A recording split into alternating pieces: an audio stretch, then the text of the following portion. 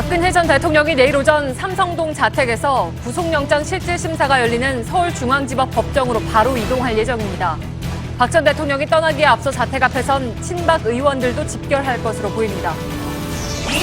오늘 세월호 선체가 떠있는 진도 앞바다는 하루 종일 파도가 높아 목포신항으로 출발하기 위한 막바지 작업이 차질을 빚고 있습니다. 그러나 운반선의 부력 탱크 제거와 선체 고정 작업이 내일 오전 중에 마무리되면 이르면 내일 오후쯤 선체 이동이 시작될 것이란 전망이 나옵니다. 더불어민주당 문재인 전 대표가 호남에 이어 오늘 열린 충청 경선에서도 1위에 올랐습니다. 문 전 대표는 안희정 지사의 지지 기반인 충청에서도 승리하면서 대세론에 탄력이 붙게 됐습니다. 국민 중 76%는 진짜 뉴스를 볼 때도 가짜가 아닌지 의심한다는 조사 결과가 나왔습니다. 한국언론진흥재단에 따르면 응답자 가운데 84%는 가짜뉴스로 인해서 우리 사회의 분열이 심해지고 있다고 답했습니다. 신현희 강남구청장이 있었던 카카오톡 단체 대화방 내용을 분석한 결과 매일 수십 건의 가짜뉴스와 비방글이 대화방에 게시된 것으로 확인됐습니다. 촛불은 공산주의 세력이다, 세월호는 계획된 살인이다 등 가짜뉴스가 올라오는 이 카톡방에는 신 구청장을 포함해서 전현직 국회의원과 대학 교수 등 수백 명이 참여하고 있었습니다. 한강공원 내 편의점 29개 가운데 3분의 1이 넘는 12개가 서울시와의 계약 종료로 문을 닫은 지 이제 넉 달이 넘어가고 있는데요. 밀착 카메라에서는 한강을 찾은 시민들이 편의점 이용에 불편을 겪는 현장을 살펴봤습니다. 수소, 우주의 75%. 그 무한한 수소로 자동차를 달리게 하다. 현대자동차. 시청자 여러분, JTBC 뉴스룸을 시작하겠습니다. 탄핵 심판으로 파면된 지 20일 만에 박근혜 전 대통령이 내일 구속의 갈림길에서 법원으로 출두합니다. 박 전 대통령은 내일 오전 10시 30분 서울중앙지법에 나와서 구속영장 실질심사를 받게 됩니다. 전직 대통령에 대해서 사상 처음으로 이루어지는 구속영장 실질심사이기 때문에 출석부터 심사 내용 그리고 그 이후의 결론까지 모든 것에 국민적인 관심이 쏠리고 있습니다. 검찰청에 나가 있는 취재기자부터 연결하겠습니다. 자, 박민규 기자, 이제 14시간 정도 뒤면 박 전 대통령 영장 실질심사가 열리게 됩니다. 검찰은 어떤 준비를 하고 있습니까? 네, 검찰은 지난주 박 전 대통령을 직접 조사한 이원석, 한웅재 두 부장검사를 내일 심사에 투입합니다. 두 부장검사는요, 지난해 검찰 특별수사본부 1기 때부터 수사를 담당해왔기 때문에 박 전 대통령의 모든 혐의를 꿰뚫고 있습니다. 예. 검찰은 구속영장 발부에 대해서 어떻게 예상을 하고 있습니까? 예, 이미 같은 혐의가 적용됐던 최순실, 안종범, 정호성 씨에 대한 구속영장을 법원이 발부했기 때문에요. 이번에 법원이 박 전 대통령 구속영장을 기각할 이유는 별로 없다는 게 검찰 입장입니다. 특히 특검 수사에서 박 전 대통령에게 뇌물을 줬던, 그러니까 뇌물 봉여 혐의로 구속된 이재용 삼성 부회장의 영장 청구서에 적혔던 범죄 사실이 박 전 대통령 영장 청구서에도 고스란히 담겨 있습니다. 때문에 법원이 뇌물 수수자인 박 전 대통령의 영장을 기각하는 건 어렵지 않겠냐, 이런 관측이 검찰과 법조계 등에서는 나오고 있습니다. 예. 자, 검찰은 증거인멸 우려가 크다, 이런 입장인데 실질심사에서도 바로 이 부분을 강조할 방침이죠. 그렇습니다. 검찰은 지난해부터 이 검찰과 특검 수사에 임하는 박 전 대통령의 대응 과정을 보면서 증거인멸 가능성이 높다고 판단했습니다. 실제로 지난해 검찰의 청와대 직접 진입 압수수색을 거부하는 등 박 전 대통령이 여러 가지 방식을 통해서 수사를 방해했다, 이렇게 보고 있는데요. 검찰은 내일 법정에서 이 부분 역시 강조하면서 박 전 대통령의 구속 필요성을 강하게 주장할 걸로 보입니다. 예. 자, 지금까지 얘기는 대략 지금까지 예상할 수 있는 그런 문제들인데 검찰이 또 준비해야 하는 것이 있습니다. 그러니까 심사가 끝난 뒤에 박 전 대통령이 어디서 대기를 하느냐 하는 문제인데 혹시 여기에 대해서 얘기가 나온 게 있습니까? 예, 대기 장소는요, 이 법원의 재판부, 그러니까 영장 전담 판사가 정하는데 아직 결정이 나오진 않았습니다. 다만 이 전직 대통령에 대한 경호 문제로 동선이 가장 짧은 법원 바로 옆에 있는 검찰청 구치감에 유치할 가능성이 지금으로선 가장 큽니다. 물론 이 구치감의 상황에 따라서 지난주 박 전 대통령이 조사를 받았던 검찰 조사실 내에서 대기할 가능성도 배제할 수 없습니다. 이 때문에 검찰도 내일 오전부터 이 서울중앙지검 건물 출입과 차량 출입을 제한하기로 했습니다. 예. 서울중앙지법과 서울중앙지검은 사실 이웃하고 있습니다. 알겠습니다. 박민규 기자였습니다. 이번에는 박 전 대통령의 서울 삼성동 자택을 연결해 보겠습니다. 유선희 기자가 나가 있습니다. 박 전 대통령 변호인단이 오늘 삼성동 자택을 방문을 했죠. 어제는 방문하지 않았다고 했는데. 네, 오늘은 유영하 변호사가 들렀다 갔습니다. 유 변호사는 오늘 오후 1시 10분쯤에 혼자서 찾아왔다가 2시간쯤 후인 오후 3시 10분에 이곳을 떠났습니다. 영장 실질 심사에 좀 어떻게 응할 것이냐 여러 가지 질문을 던졌지만 대답은 하지 않았고요. 다만 이곳 경호실 관계자는 유 변호사가 변호인단을 대표해서 이곳에 왔고 내일 입장을 최종적으로 조율하고 간 것으로 알고 있다고 말했습니다. 예, 2시간 정도 머물렀다고 했는데 지난 검찰 수사 앞두고 들렀을 때보다는 방문 시간이 좀 짧아진 걸로 보이는군요. 네, 유영하 변호사는 검찰 수사에 앞서서는 여러 차례 찾아와서 대체로 7시간씩 머물다가 갔습니다. 하지만 이번에는 영장이 청구된 직후인 그제 3시간 그리고 오늘 2시간 이렇게 상대적으로 짧게 있었는데요. 검찰 수사를 앞두고서는 예상 질문지를 뽑아서 이렇게 질의응답도 모의 해보고 이렇게 했었지만 그러나 이번에는 그런 법리 다툼을 하기보다는 구속을 피하는 것이 1차 목표이기 때문에 증거인멸이나 도주의 우려가 없다 이런 부분에 주력하는 부분에서 상의를 했기 때문에 좀 상대적으로 짧았던 것으로 보입니다. 예, 오늘 눈에 띄는 것은 이제 변호인단 입장이 180도 달라졌다는 점입니다. 그러니까 지난주만 해도 검찰의 경의를 표한다 이렇게 했는데 오늘은 검찰을 아주 강도 높게 비난을 했네요. 네, 손범규 변호사가 검찰에 대해서 자가당착, 자기 모순에 빠져 있다. 증거가 차고 넘친다더니 증거인멸 우려가 말이 되느냐 이런 식으로 강하게 비판을 했는데요. 사실 지난 검찰 수사 때만 해도 검찰에 경의를 표한다. 또 뭐 검찰에 관한 출석 일정을 조율하는 것이 아니라 우리가 거기에 응하는 것이다. 이렇게 좀 상대적으로 저자세를 표했었습니다. 그 전에 특검 수사 때 검찰을 강도 높게 비난했던 것과는 좀 다른 자세였었는데요. 오늘 또다시 검찰을 비판함으로 인해서 역시 그 당시에 저자세를 보였던 것은 영장 청구를 피하기 위한 것이 아니었느냐. 법조계에서는 그런 분석이 나오고 있습니다. 예, 친박계 의원들이 내일 삼성동 자택으로 간다는 얘기도 나오던데 확인이 됐습니까? 네, 지난 12일 박 전 대통령이 청와대에서 이곳 삼성동 자택으로 올 때 자유한국당 서청원 의원, 최경환 의원 등 이른바 친박 핵심 8명의 의원들이 이곳에 왔었는데요. 그날 이곳에 왔었던 윤상현 의원이 그 8명이 내일 아침에 대부분 올 것으로 보인다고 말을 했습니다.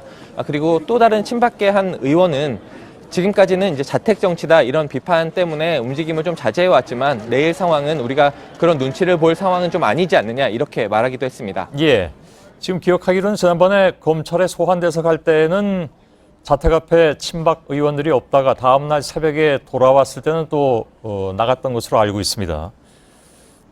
박 전 대통령이 지지자들에게 감사하다는 메시지를 전했다고 하는데 그건 어떤 내용입니까? 네, 박 전 대통령의 팬클럽이 있습니다. 근해동산이라는 곳인데요. 그곳에 김복주 회장이 인터넷 카페에 글을 올렸습니다. 박 전 대통령이 자택 비서관을 통해서 편지나 선물을 전해준 것을 잘 받았다, 감사하다 이런 메시지를 전달해 왔다는 것인데요. 김복주 회장이 지난 26일에 박 전 대통령 자택에 선물과 편지를 전달한 것은 사실입니다. 하지만 실제로 이것에 대해서 박 전 대통령이 감사의 메시지를 전달했느냐 이것에 대해서는 이곳 경호실 관계자들에게 여러 차례 질문을 했지만 확인이 되지는 않았습니다. 예, 뒤에 보면 이제 경찰들이 서 있고 그 앞에 지지자들이 있는 것 같은데 지금 자택 앞에 친박단체 지지자들은 많이 모여 있습니까? 네, 오늘 오후부터 친박단체 회원들이 몰려들기 시작을 해서 지금은 250명 정도가 남아 있습니다. 한 친박단체 관계자는 오늘 밤에는 100명 넘게 이곳에서 밤을 새울 것이다 이렇게 얘기를 하기도 했는데요. 경찰 역시 내일 아침에 출석을 앞두고 지지자들이 대거 몰려들어서 또 그중에 일부는 과격한 행동을 할 수도 있다 이렇게 판단을 하고 내일 새벽부터는 경찰 병력을 상당히 늘릴 것으로 계획을 세우고 있습니다. 예. 삼성동에 나가 있는 유선의 기자였습니다. 박 전 대통령은 내일 삼성동 자택에서 서울중앙지법으로 바로 이동해서 영장심사를 받습니다. 검찰에 나와서 조사를 받은 지 9일 만에 이번엔 법원에서 판사의 질문에 스스로 답하게 됐습니다. 그에 앞서서 포토라인에도 다시 서게 됐는데 검찰 소환 때 단 29자로 원론적인 입장만 말한 박 전 대통령이 이번엔 어떤 발언을 할지도 주목됩니다. 백종훈 기자입니다. 박근혜 전 대통령은 오전 9시 반을 넘어 삼성동 자택을 나설 것으로 보입니다. 지난 21일 오전 검찰 소환 조사에 나올 땐 경찰과 청와대 경호팀의 교통 통제 때문에 8분 만에 서초동 검찰청에 도착했습니다. 청와대 경호실은 이번에도 지하철 2호선역이 있는 도로를 따라 이동하는 방안이 유력하지만 변경 가능성도 있다고 했습니다. 오전 10시를 전후해 서울중앙지법에 도착하면 321호 영장실질심사 법정으로 가기 위해 4번 출구 앞에서 하차할 것으로 보입니다. 일반 피의자들이 영장심사를 받기 위해 이용하는 통로지만 경호를 고려해 일부 통제가 이뤄질 전망입니다. 법원은 경호실과 협의해 4번 출구 실내에도 취재진의 근접 취재를 제한하는 포토라인을 쳤습니다. 여기서 박 전 대통령은 9일 만에 다시 취재진 앞에 섭니다. 박 전 대통령은 지난 21일 검찰 포토라인에서 국민 여러분께 송구스럽게 생각한다, 성실하게 검찰 조사에 임하겠다는 29자의 짧은 입장만 밝힌 바 있습니다. 구속 여부를 판가름할 영장심사 법정 앞에서 박 전 대통령이 어떤 입장을 내놓을지 주목됩니다. JTBC 백종훈입니다. 예, 전직 대통령에 대한 구속영장 심사, 물론 헌정사상 처음 있는 일입니다. 지난번에 검찰 소환 조사 때처럼 삼성동 자택을 나선 뒤 도착하는 과정뿐만이 아니라 법원에 도착해서 어떤 경로를 통해 법정에 들어가고 또 심사를 받을지 일거수일투족이 주목됩니다. 김준 기자가 내일 예상 일정을 짚어봤습니다. 박 전 대통령은 오전 10시를 전후해서 이곳 법원청사 뒤편에 위치한 주차장에 도착을 할 것으로 보입니다. 주차장부터 약 30걸음 정도를 걸어서 들어가면요, 이렇게 실내에 포토라인이 설치가 돼 있고요. 오른쪽에 있는 보안 검색대를 지나서 엘리베이터를 타고 3층으로 이동할 것으로 보입니다. 3층에서 내린 뒤에는 4개의 법정이 있는 복도를 지나 건물의 서편 끝에 있는 321호 법정으로 들어갑니다. 317, 318, 319호 법정에선 같은 날 오전 10시부터 다른 재판이 예정돼 있습니다. 피의자 신분인 박 전 대통령은 강부영 영장전담 판사와 마주 앉고 양측면에 검찰과 변호인들이 앉습니다. 변호인과 나란히 앉는 일반 재판처럼 변호인의 도움을 받기에는 어려운 구조입니다.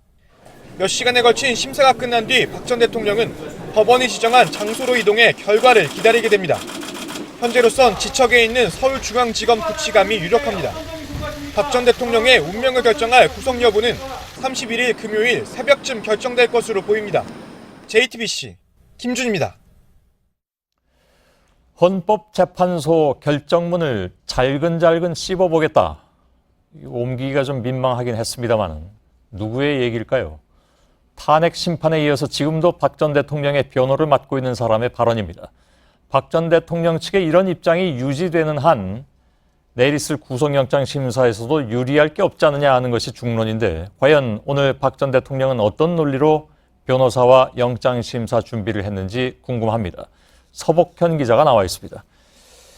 자, 보통 법원이 영장을 발부할 때 구속이 필요한 사유를 밝히죠. 그렇습니다. 예. 크게 이 범죄 혐의의 소명, 또 사안의 중대성, 그리고 증거 인멸과 도주 우려, 이 4가지를 고려합니다. 그리고 예. 영장을 발부할 때도 왜 발부했는지 이 4가지 사유 중에서 설명을 하고요. 예, 물론 검찰은 범죄 혐의가 소명이 되고 또 사안이 중하다 이렇게 판단해서 영장을 청구한 것이다 이렇게 얘기를 할 테고요. 그렇습니다. 일단 확실한 증거가 있다는 입장이고요. 중대성을 보면 혐의가 13개, 특히 뇌물 혐의가 적용이 됐습니다. 이 뇌물 혐의에 대해선, 뇌물죄에 대해선 박 전 대통령도 중대하다 이렇게 인식을 하고 있는 것으로 보입니다. 아, 이 그렇습니까? 얘기 한번 들어보시죠. 예. 조현선 장관 건에 대해서는 어떻게 보십니까? 그게 무슨 뇌물도 아닌데, 뇌물죄도 아닌데 구속까지 한다는 거는 저 개인적인 생각으로는 너무 과했다. 그렇게 생각하고 있습니다. 예. 이 얘기 반대로 보면 뇌물죄는 뇌물죄 정도라면 구속해도 된다. 이렇게 해석이 되죠. 역사적으로 그렇게 얘기했다는 거죠, 그러니까. 그렇죠. 예. 물론 박 전 대통령 측은 이 뇌물죄 부분에 대해서 가장 강하게 부인할 것으로 예상이 되는데요. 검찰은 이미 확실한 증거가 있다는 입장이고요. 예. 그리고 박 전 대통령 측은 증거인멸을 대체 어떻게 하느냐. 예. 또 도주도 할 수가 없는 거 아니냐. 예. 이 두 가지를 강하게 내세울 것으로 보이는데요. 그렇죠. 우선 증거인멸 부분에 대해서는요. 박 전 대통령 측 손범규 변호사는 오늘 언론 인터뷰에서요. 최순실, 안종범, 정호성, 김기춘, 조윤선, 이재용 등이 전부 구속돼 있고 또 권자에서 밀려나는데 무슨 힘이 있어서 영향력을 행사해 증거를 조작하느냐 이런 취지의 주장을 폈습니다. 예. 이에 대한 반론도 물론 있는데 그건 좀 이따 보도록 하고 검찰은 그래서 여기에 어떻게 대응을 할 것 같습니까? 일단 박 전 대통령이 혐의를 전면 부인하고 있다는 점을 내세울 것으로 보이고요. 예. 또 이 과거에 비서진을 통해 이승철 전경련 부회장에게 허위 진술을 요청하고 또 최순실 씨와 이 차명 전화로 통화를 하면서 수사에 대비했다는 것이 확인됐다. 이런 점들을 내세울 것으로 보입니다. 예. 조금 아까 얘기한 손범규 변호사 얘기로 돌아가 보죠. 예. 다른 사람들 구속됐으니까 예. 뭐 증거인멸을 어떻게 할 수도 없는 것 아니냐. 그죠? 예. 그리고 공직에 있을 때만 그것도 가능한 것이지 공직에서 물러나는데 뭐가 가능하냐. 예. 여기에 대한 반론은 뭡니까? 일단 대표적으로 구속 안 된 사람이 있습니다. 이영선 행정관 같은 경우는 구속이 안 돼 있죠. 그렇죠. 그리고 박 전 대통령을 보좌했던 참모진이 아직 머물고 있는 청와대도 압수수색을 못한 상태입니다. 예. 그리고 자리에서 물러났으니 증거인멸을 못할 것이다 이런 논리도요. 김기춘 전 실장 2년 전에 비서실장에서 물러났는데 법원이 구속영장을 발부할 때 증거인멸 우려가 있다고 설명했습니다. 예, 그렇군요. 도주는 어떻습니까? 지금 뭐 바깥에 계속 기자들이 뭐랄까요, 진을 치고 있는 그런 상황인데. 예. 일단 박 전 대통령 측은 취재진이 밖에 지키고 있다, 자택 앞에 있다 이런 주장을 예, 예. 펴고 있는데요. 그런데 취재진이 박 전 대통령의 도주를 막으려고 거기에 있는 건 아니겠죠, 물론. 예. 그리고 국내 1위 대기업인 삼성의 이재용 부회장의 구속영장 발부 사유 중에 하나가 도주 우려였습니다. 그러니까 통상 법원은 실형 가능성이 있을 때, 실형을 선고할 가능성이 클 때 도주 우려가 따라간다고 보고 있습니다. 예. 근데 사실 전임 대통령에게 도주라는 표현을 쓴다는 것이 좀 그렇긴 합니다. 예. 그래서 처음에 이것이 그렇게 크게 논의가 된 바도 없었던 것 같은데, 근데 과거 박 전 대통령의 태도가 이것과 연결돼서 해석되는 부분이 있다면서요, 검찰 입장에서? 그렇습니다. 이 검찰은 박 전 대통령이 앞선 검찰 조사 그리고 예. 특검 조사에 응하지 않았고 또 헌재 결정에 불복하는 태도를 보였다 이런 점을 강조할 것으로 보입니다. 그러니까 이 박 전 대통령과 변호인들이 헌법과 법률을 경시하는 태도를 보이고 있기 때문에 도주 우려 말씀하셨지만 비단 도망치는 것이 아니라 향후 수사나 재판에 출석하지 않을 가능성이 있다. 이런 점을 내세울 것으로 보입니다. 그러니까 예를 들어서 물리적으로 어디 잠적해버린다라든가 예. 뭐 이런 게 아니라 지금 얘기한 그런 부분들도 검찰의 입장에서는 도주의 범위에 넣는다 그런 얘기고요. 그렇죠. 예. 또 특히 탄핵 심판에 이어서 지금도 변호를 맡고 있는 박 전 대통령의 변호인은 아직도 이런 태도를 가지고 있는데요. 한번 직접 들어보시죠. 예.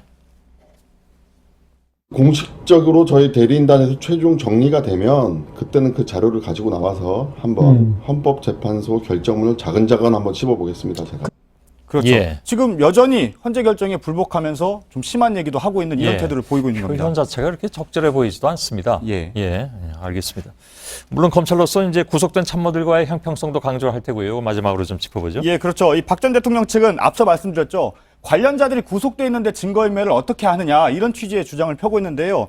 이 관련자들이 구속된 건 반대로 박 전 대통령의 구속 필요성을 더 높여주는 이런 핵심 근거가 되기도 합니다. 왜냐하면 각 혐의 하나하나가 중대하다는 의미였거든요. 그리고 대부분이 박 전 대통령에게 모두 적용이 된 상태입니다. 검찰은 이 상황에서 박 전 대통령을 구속하지 않는 건 법의 평등 문제다 이런 점을 내세울 것으로 보이고요. 예. 특히 객관적으로 확인된 사실까지 모두 부인하면서 박 전 대통령이 반성하지 않고 있다는 점도 내세울 것으로 보입니다. 예, 서복현 기자였습니다.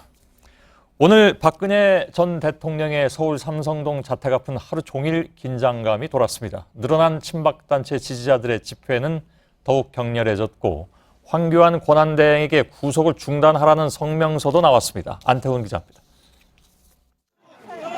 한 시민이 박 전 대통령의 구속을 요구하는 기습 시위를 벌이려다 경찰에 제압당합니다. 조심하세요. 됐어. 주변에 들어선 친박단체 지지자들을 자극할 것이 우려됐기 때문입니다. 구속이라고 적힌 현수막을 내걸은 차가 골목을 지나가자 삼성동 자택 앞은 아수라장이 됐습니다. 한 시민단체는 황교안 대통령 권한대행이 박 전 대통령의 구속을 막아야 한다는 성명도 냈습니다. 전직 대통령의 인신구속을 즉각 중단시키도록 법이 허용하는 최대 범위 안에 즉각 지휘명령을. 성명 발표 중에 지지단체 간 의견 충돌이 빚어지며 소란도 있었습니다. 오늘 삼성동 자택에는 여러 사람이 찾아왔습니다. 중년 여성은 기도하고 싶다며 성경책을 들고 왔고, 한 스님은 집안에 들여보내달라고 요구하기도 했습니다. 오전에는 바이올린을 켜는 여성도 있었고, 중년 남성은 정책 제안을 하겠다며 편지를 건네려 했습니다. 영장실질심사를 하루 앞둔 삼성동 자택은 하루 종일 시끄러웠습니다. 거친 구호와 욕설이 난무한 속에 아이들은 길을 돌아가야 했습니다. 오늘도 유형아 변호사와 머리 손질 등을 맡는 정모 씨가 다녀갔지만 박 전 대통령은 인기척이 없었습니다. JTBC 안토니입니다. 예, 박 전 대통령에 대한 구속영장 청구를 마무리한 검찰이 우병우 전 민정수석에 대한 수사에도 속도를 내고 있습니다. 특히 세월호 수사 외압 의혹에 대해서도 본격적으로 확인 중입니다. 최근에 검찰은 당시 해경을 압수수색하던 중에 청와대로부터 방해를 받았다는 의혹이 제기된 현직 검사의 관련 진술도 확보했습니다. 임지수 기자의 보도입니다. 지난 2014년 6월 5일 광주지검 해경수사팀은 해경 상황실의 전산 서버를 압수수색했습니다. 해당 서버엔 세월호 구조 작업에 대한 청와대와 해경 사이의 통신 내역이 고스란히 담겨 박근혜 전 대통령의 대응 미숙 논란과 참사 당일 행적 의혹 등을 밝힐 중요 단서로 꼽혔습니다. 그런데 당시 수사팀장이었던 윤대진 당시 광주지검 부장검사에게 우병우 전 수석이 전화를 걸었던 것으로 드러났습니다. 수사팀에 누군가 통화를 한 사실이 있습니다. 상황 파악만 해봤습니다. 우 전 수석은 당시 통화가 수사 방해 목적이 아니었다고 주장했지만 검찰 수사가 진행되는 상황에서 이 같은 행위 자체가 민정수석 업무 영역을 넘어선 압력이란 지적이 나옵니다. 이와 관련해 검찰은 최근 윤대진 검사를 불러 당시 상황을 조사했습니다. 윤 검사는 당시 우 전 수석과 법무부가 수사와 관련해 연락하는 등 관여가 심하자 이번 기회에 관련 고리를 끊어야 한다는 판단에 조사에 응한 것으로 알려졌습니다. 검찰은 윤 검사와 당시 수사팀 관계자들 진술을 토대로 우 전 수석 등의 행동에 불법성이 있는지 확인 중입니다. 검찰은 관련자 조사가 사실상 마무리된 만큼 우 전 수석에 대한 재소환 등을 검토하고 있습니다. JTBC 임지수입니다. 3년 만에 모습을 드러낸 세월호가 이제 곧 마지막 항해를 시작할 것으로 보입니다. 그러나 항해 전 막바지 준비 과정이 지금 쉽지가 않습니다.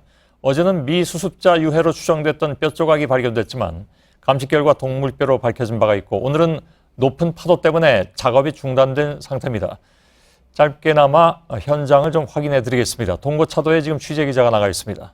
신진 기자, 오늘도 신 기자 뒤로 불빛이 보이고 있는데 어두워서 지금 바다 상황이 이렇게 잘 보이지는 않은 것 같은데 오늘 갑자기 기상이 나빠졌다면서요? 작업이 중단됐다고요?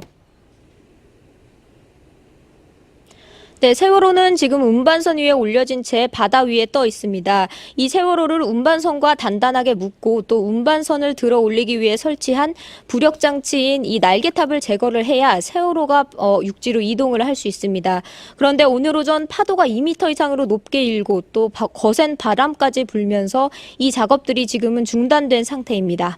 예, 작업은 언제 그러면 시작이 다시 될 수 있을까요? 그리고 원래 내일 목포 신항으로 출발할 예정이었는데 계획대로 출발은 할 수 있을까요? 네, 아직 파도가 잦아들지 않고 있어서 아직 작업은 재개되지 못했습니다. 이곳 동거차도 산중턱에서도 파도 소리가 들리는데요. 제가 이곳에 온 이후로 가장 큰 수준으로 들리고 있습니다. 일단 출항을 위한 작업은 어제까지 반잠수선, 그러니까 운반선의 날개탑 4개 중 2개를 제거를 했습니다. 그리고 세월호와 운반선을 묶기 위해서는 50군데 이제 용접을 해야 하는데요. 이것 중에는 한 16군데를 마친 것으로 이제 밝혀졌습니다. 원래 이 작업들을 마치고 내일 목포 신항으로 출발을 할 계획이었습니다. 그런데 오늘 작업이 지금 계속 미뤄지면서 앞으로의 기상 상황을 살펴봐야 정확한 출발 시각을 알 수 있을 것으로 보입니다. 예, 한 가지만 더 알아보죠. 어제 작업 현장에서 뼈 조각이 나오면서 미수습자 유해나 유품 등이 유실될 우려가 커졌습니다. 해수부 입장이 어떤 겁니까?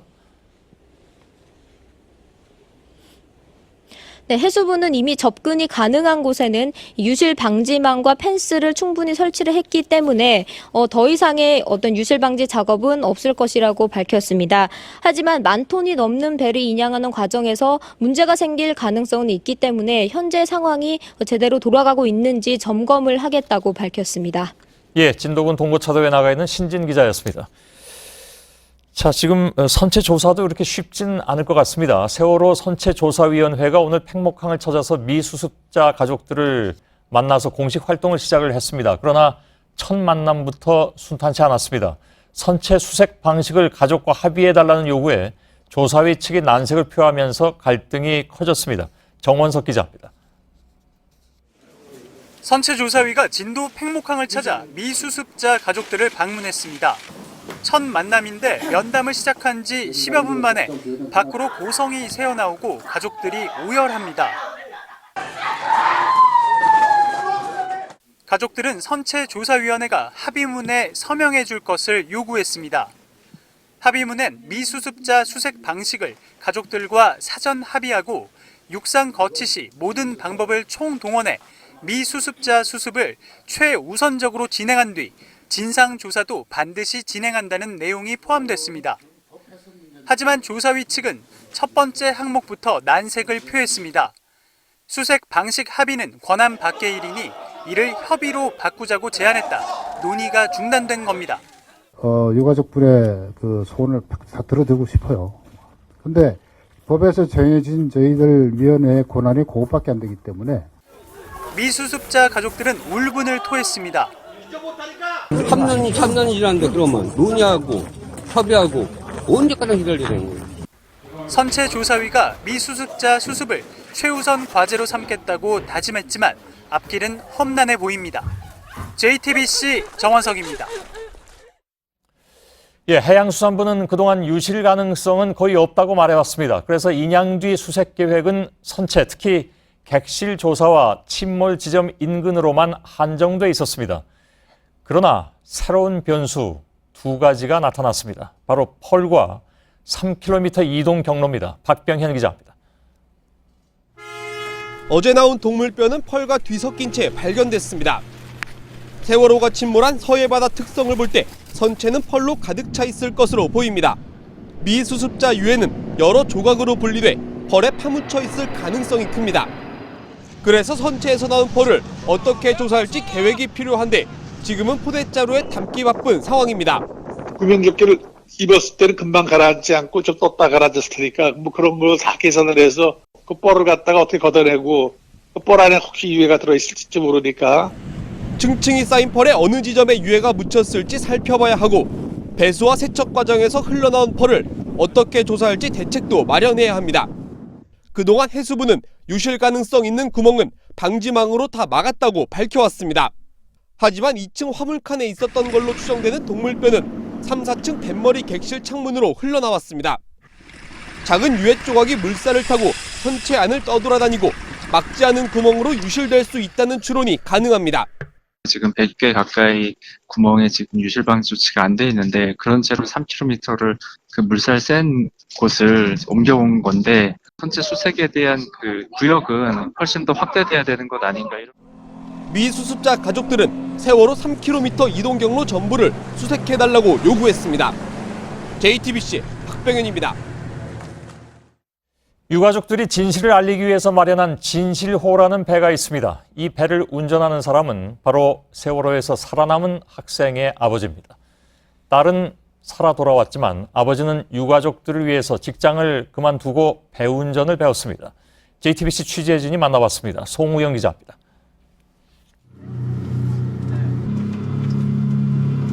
직접 배를 몰고 참사 해역으로 향하는 장동원 씨는 세월호 생존 학생 장혜진 씨의 아버지입니다.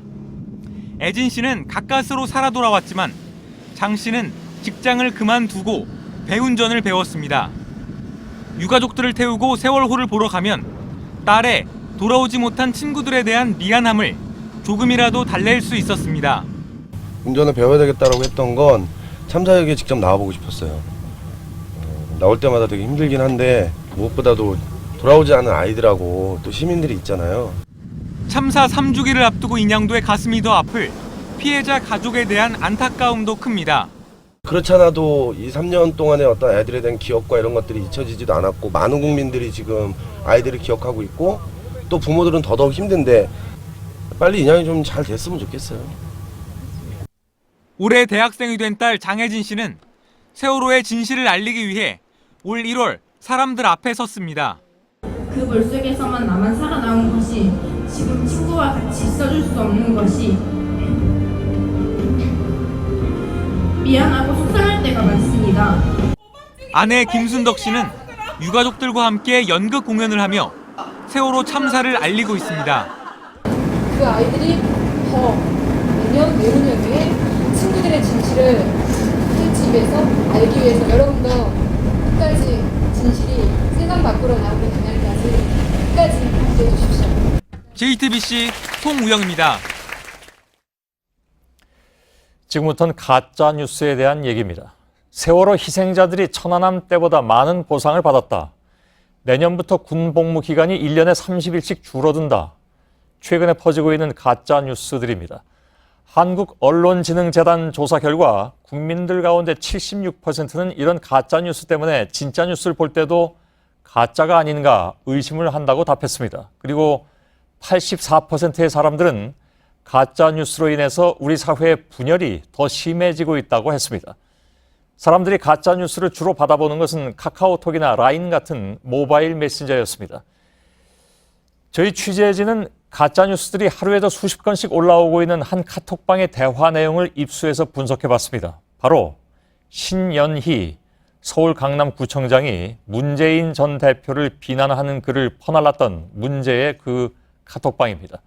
이곳에서는 신 구청장뿐만이 아니라 전 현직 국회의원과 시의원 그리고 현직 교수와 기업인들이 악성 비방글부터 가짜뉴스까지 무차별로 퍼나르고 있었습니다. 이러니 더 그럴듯하게 보였겠죠.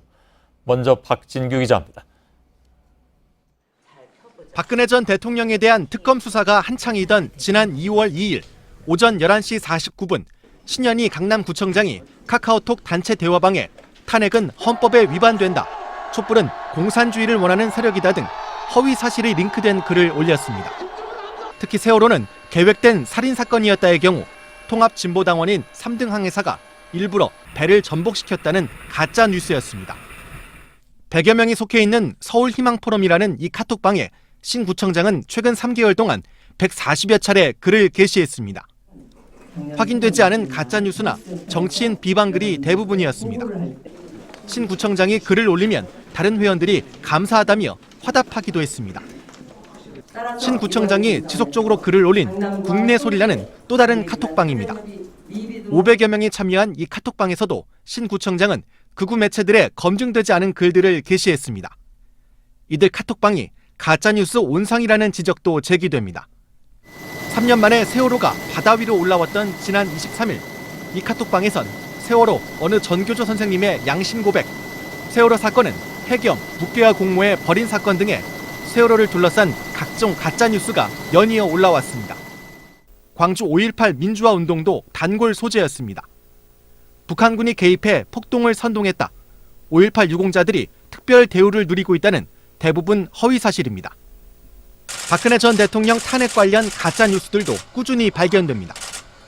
특히 촛불 집회가 북한 지령이라는 노동신문, 박한철 전 헌재 소장이 탄핵은 위헌이라고 말했다는 녹음 파일 등 거짓임이 밝혀진 가짜 뉴스들도 반복해서 유통되는 특징을 보였습니다.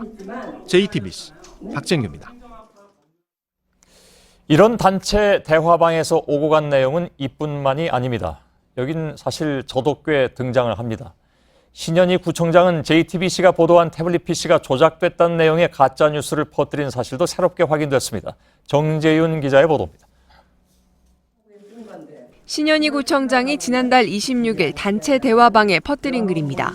파일을 열어보면 JTBC의 극악무도한 거짓말을 볼 수 있다며 손석희 게이트라고 주장합니다.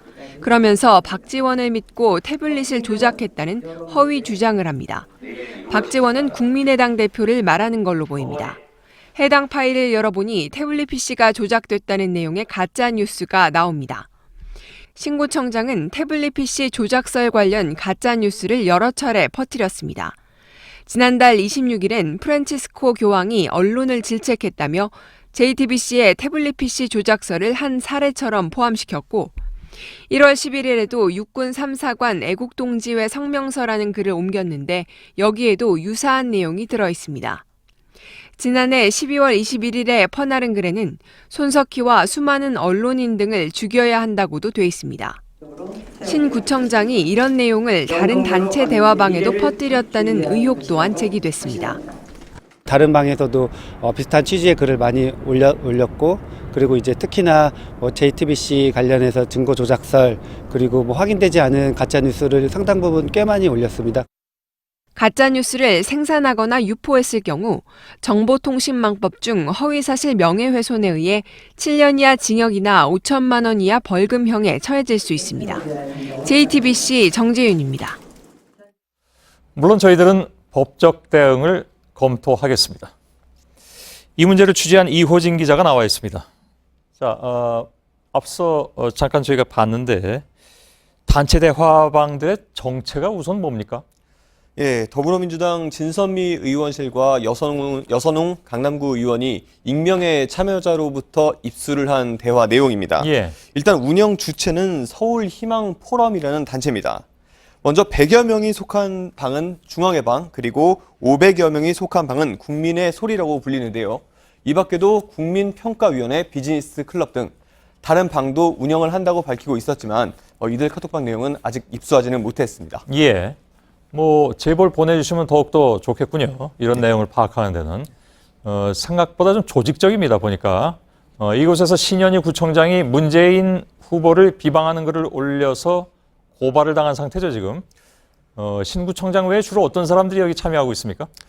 예, 일단 100여 명이 있던 중앙의 방은 들어올 때 이름과 소개를 해야지 들어갈 수가 있는 등 나름의 신분 확인 절차를 거치고 있었습니다. 예. 여기에는 바른정당의 이은재 국회의원과 전현직 기초의원들이 있었고요. 그리고 19대 국회의원이었던 류지영 전 의원과 손인춘 전 의원도 꾸준하게 게시물을 올리면서 활동을 해왔습니다. 이런 사람들도 의도적으로 이걸 퍼나르거나 했으면 사법 처리 대상이 될 수도 있는 거죠? 예, 맞습니다. 의도적으로 특정인에 대한 허위 사실을 유포를 하거나 지속적으로 유포를 했을 경우엔 사법 처리의 대상이 될 수가 있습니다. 예. 그리고 교육 공무원에 해당하는 경찰대학교 교수도 있었고요.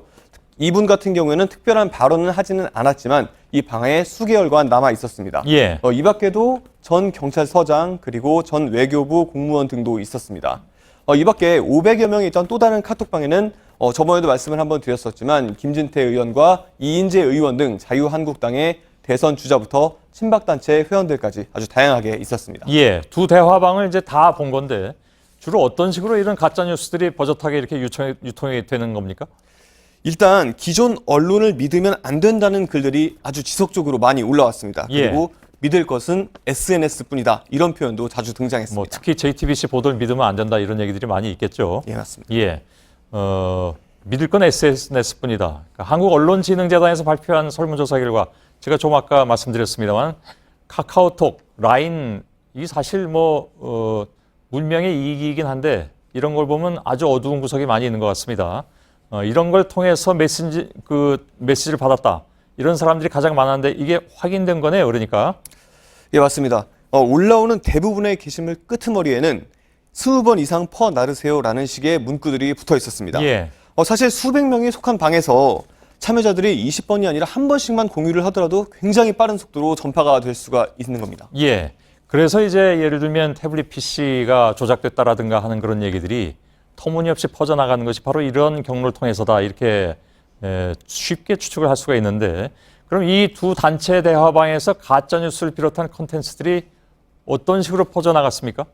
예, 설명을 드리면 100명 규모의 일단 중앙의 방에서 글이 올라오고 예. 그것이 500명 방으로 다시 공유가 되는 경우가 많았습니다.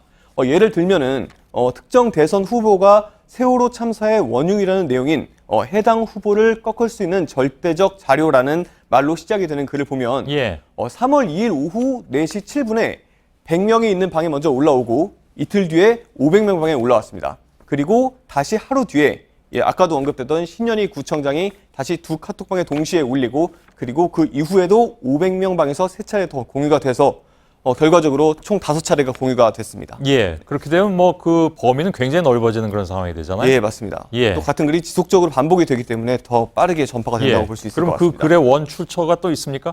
예, 한 극우 성향의 인터넷 방송이었습니다. 예.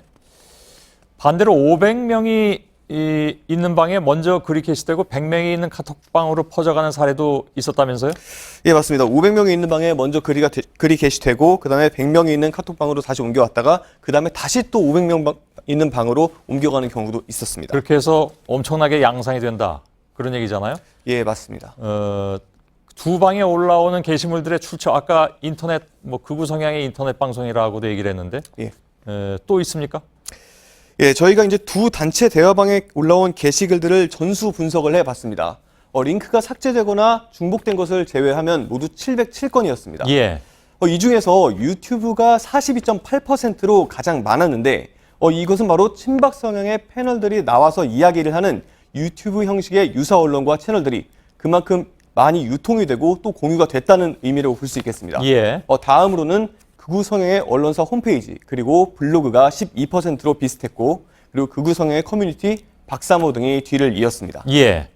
가짜뉴스 외에 또 다른 특징은 없었습니까? 예, 지난 12일 박근혜 전 대통령의 청와대 퇴거 과정도 사전에 공지가 됐습니다. 당시 언론에 박 전 대통령의 퇴거 내용이 알려진 건 당일 오후 4시가 넘어서였는데 카톡방에선 새벽 3시 56분에 대통령의 사저행을 눈물로 배웅한다는 글이 올라왔습니다. 예. 전날 밤 엄마 부대의 주옥순 대표의 전원을 소개한 게시글이었는데 오전 7시부터 계속 공지가 이루어졌습니다. 예. 이 같은 방식으로 공지가 확산이 되면서 결국 천여 명의 인파가 몰리게 된 셈입니다. 이것뿐만 아니라 친박단체 집회 공지가 지속적으로 아주 올라왔는데 이런 카톡방이 대선을 앞두고 사전 선거 운동의 도구로도 활용될 가능성이 있지 않느냐 이런 지적도 나오고 있습니다. 그렇습니다. 그래서 사실 인터넷이라든가 이런 모바일이 이른바 전자민주주의를 앞당긴다고들 흔히 초기에 얘기를 했습니다만은 물론 그런 면도 있겠죠. 근데 이런 전혀 예상치 못했던 역작용도 있는 것이구나 하는 것을 다시 한번 느끼게 되는군요. 이호진 기자였습니다.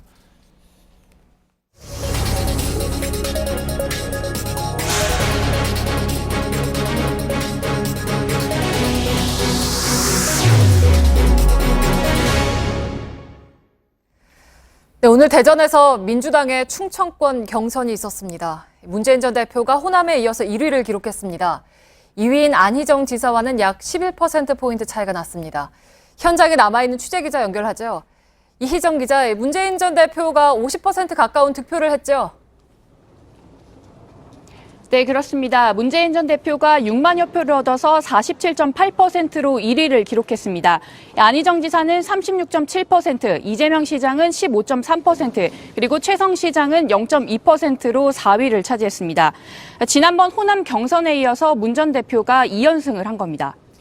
네, 지금 경선 2위인 안희정 지사는 충남의 도지사를 맡고 있기 때문에 나름 반전의 기대를 걸었을 텐데 각 후보별로 경선 결과에 대한 평가는 어땠습니까? 네, 1위를 기록한 문재인 전 대표의 입장에서는 오늘 충청 경선에서의 승리로 승기를 잡은 것은 물론 사실상 본선 직행을 확정지었다라고 판단하고 있습니다.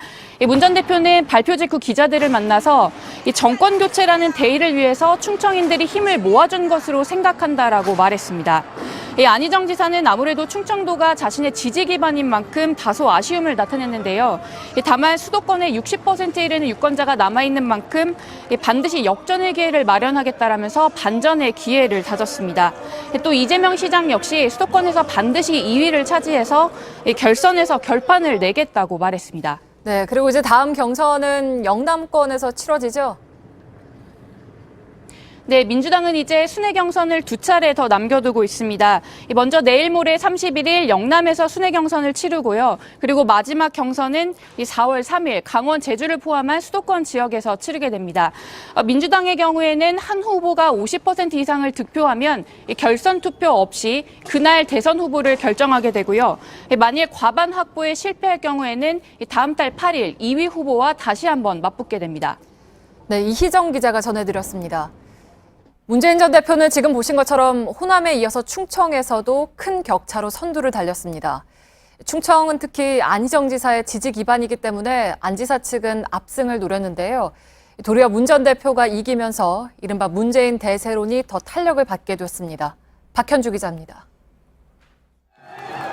문재인 대세론이 호남에서 확인되고 충청에서 굳어졌다. 문재인 캠프가 오늘 내놓은 분석입니다. 27일 열린 호남 경선과 오늘 충청 경선 결과를 종합하면 문 전 대표의 누적 득표율은 55.9%입니다. 2위인 안희정 지사보다 2배가 넘는 표를 얻었습니다. 당초 안희정 충남지사 측은 호남 경선에서 벌어진 40%포인트의 격차를 자신의 안방인 충청에서 만회하겠다는 구상이었습니다. 하지만 오늘 패배로 반전의 계기를 마련하기는 더 어려워졌습니다. 3위인 이재명 성남시장은 호남 경선 때보다 4%포인트 떨어진 10% 중반대를 기록했습니다.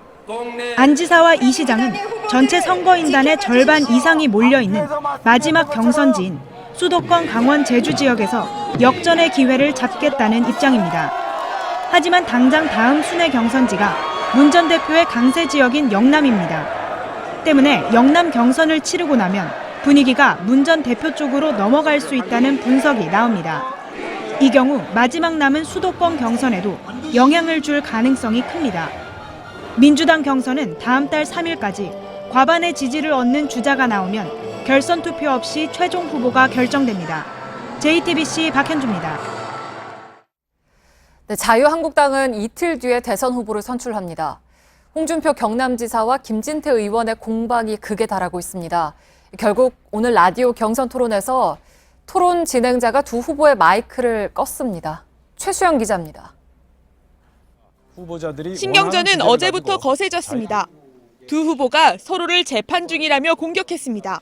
3심 대법원에서 만에 하나 이게 바뀌거나 한다 그러면 이제 후보가 됐을 때 우리 당은 정말 이거 큰일 나는 일이 생길 수도 있다. 이런 식으로 하면 이게 다 누워서 좀 뭐 김진태 의원님 선거법 재판 고민하십시오. 판공비 말씀. 홍준표 지사는 김진태 의원의 출마 목적이 다른 데 있는 것 아니냐고 묻기도 했습니다. 밖에서 이야기가 김 의원님은 친박 팔아서 정치하고 태극기 팔아서 대선 후보 나왔다. 결국 목표는 내년 강원도지사가 목표가 아닌가. 서로 예민해진 두 후보는 결국 오늘 아침 라디오 토론에서 감정 싸움을 벌였습니다. 이거 보세요, 홍 후보님. 여기 지금 뭐 경험 가지고 뭐 나이 가지고 나오셨습니까? 두 분 잠시만요. 나이 갖고 나왔습니다. 자제를 좀 결국 토론 진행자가 두 사람의 마이크를 껐습니다. 자, 두 분 마이크 잠깐만 좀 내려주시겠습니까? 분을 사귀지 못한 듯 김 의원은 바로 홍 지사 비판 기자회견을 열었습니다. 다른 정당과 연대하기 위해 친박계 출당을 제안했다는 보도와 관련해서입니다. 새 여자 만나서 살림 차리려고 키우고 있던 애들을 구박해가지고 내쫓겠다는 거예요? 두 후보의 거친 설전에 경선 토론이 파행을 빚자 이인재 후보나 김관용 후보 측에서는 불만을 드러내기도 했습니다. 이런 가운데 임명진 자유한국당 비대위원장은 당 대선 후보가 결정되면 비대위원장직을 사퇴하겠다고 밝혔습니다. 자유한국당은 오는 31일 대선 후보를 확정합니다. JTBC 최수연입니다. 네, 저희 뉴스룸은 오늘부터 대선 팩트체크팀도 별도로 운영합니다. 오늘은 자유한국당이 오전에 발표한 문재인 전 대표가 세월호 참사의 숨은 주역이라는 논평을 검증했습니다. 문 전 대표가 세월호를 운영한 세모의 파산 관제인이었고 결과적으로 유병헌 회장을 도와줬다는 주장입니다. 대선 주자인 홍준표 경남지사도 어제 비슷한 주장을 내놨는데 사실이 아니었습니다. 이지은 기자입니다. 자유한국당 김성원 대변인은 오늘 문재인 전 대표의 사퇴를 주장하는 논평을 냈습니다. 문 전 대표와 유병헌 전 세모그룹 회장과의 유착 의혹이 드러났다는 겁니다. 김 대변인은 문 전 대표가 변호사 시절 세모그룹의 파산 관제인을 맡았는데 진작 세모가 파산했다면 세월호 참사는 발생하지 않았을 것이라고 주장했습니다. 이런 관계로 문 전 대표를 세월호 사건의 숨은 주역으로 지목한 겁니다. 같은 당 홍준표 지사도 어제 똑같은 주장을 펼쳤습니다. 노무현 정권 당시에 유병헌의 공적 자금이 들어간 그 업체에 1,153억 원을 채무 탕감을 해줬어요. 그래서 유병헌이가 재개할 수 있었다는 거예요. 그 뒤에 유병헌 회사의 파산 관제인으로 문재인 하지만 문 전 대표는 세모의 파산 관제인이 아니었습니다. 세모에 45억 원가량을 대출해줬다 받지 못해 파산한 신세계종금의 파산 관제인이었던 겁니다. 문 전 대표 측은 즉각 기본적인 사실마저 왜곡하는 허위 정치 공세가 자유한국당의 전매 특허라고 비판했습니다. 홍 지사는 뒤늦게 사실이 아니라는 점을 인정했습니다. 일부 오해가 있어서 다시 이야기를 하겠습니다. 유병헌 회사의 파산 관제인처럼 한 것으로 아마 당에서도 잘못 이야기한 것 같아요. 논평을 낸 김 대변인도 곧바로 일부 오해를 살 만한 표현이 있었던 점은 바로 잡는다고 정정했습니다. 하지만 인터넷상에도 유병헌 파산 관제인이라는 표현이 공공연하게 쓰이고 있었다고 했습니다. 홍 지사도 김 대변인도 사과는 하지 않았습니다. 문 전 대표는 김 대변인을 공직선거법 위반과 명예훼손 등의 혐의로 검찰에 고소했습니다. JTBC 이지은입니다. JTBC는 카카오톡 플러스 친구 JTBC 대선 자문단을 통해서 대선과 관련한 팩트체크와 가짜뉴스와 관련한 취재 내용을 실시간으로 공개하고 있습니다. 대선 주자들의 발언이나 공약과 관련해서 언제든 검증을 요청하거나 제보하실 수 있습니다.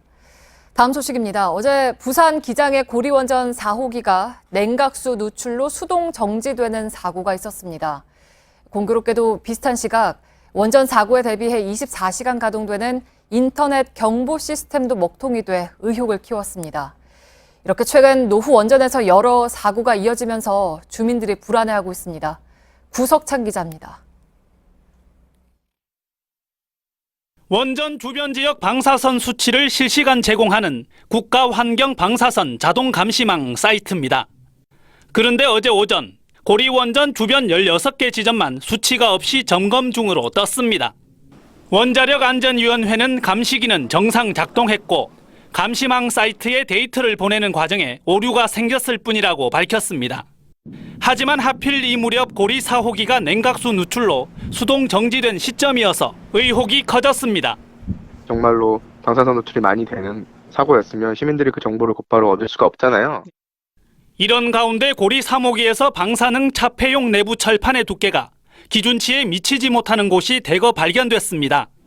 이곳에선 부식 현상도 보이지 않아 처음부터 부실 시공이었다는 의혹이 불거졌습니다. 원전의 안전 문제가 잇따라 터져 나오면서 원전 인근 마을 곳곳엔 불안감을 호소하는 현수막까지 나붙었습니다. 주민들은 지자체와 의회, 주민대표가 참여하는 공동조사단을 구성하고 집단 이주 대책도 마련해야 한다고 목소리를 높였습니다. JTBC 구석찬입니다. 미중 정상회담을 앞두고 북한의 핵실험 징후가 더 뚜렷해지고 있습니다. 북한이 핵포기는 없다는 강경한 메시지를 전하기 위해서 벼랑 끝 전술을 구사하고 있다는 분석입니다. 최병건 특파원입니다. 함경북도 풍계리 핵실험장을 찍은 위성사진입니다. 북쪽 갱도 입구에 장비 운송용 차량들이 보입니다. 통신 케이블을 깐 흔적도 발견됐습니다. 갱도에서 물을 퍼낸 정황도 나타났습니다. 핵실험을 통제하고 자료를 얻기 위한 준비 과정입니다. 평안북도 영변 핵시설의 방사화학 실험실 주변에서도 군주한 활동이 포착됐습니다. 북한 전문 웹사이트 38노스는 핵실험 준비가 유력하다고 분석했습니다. 다음 주로 예정된 미중 정상회담을 앞두고 핵실험 준비가 마무리 단계라는 겁니다. 이번 정상회담은 트럼프와 시진핑이 북핵과 양국 현안을 놓고 담판을 벌이는 자리입니다. 그간 미국은 물론 중국도 북한의 도발 자제를 촉구해왔습니다.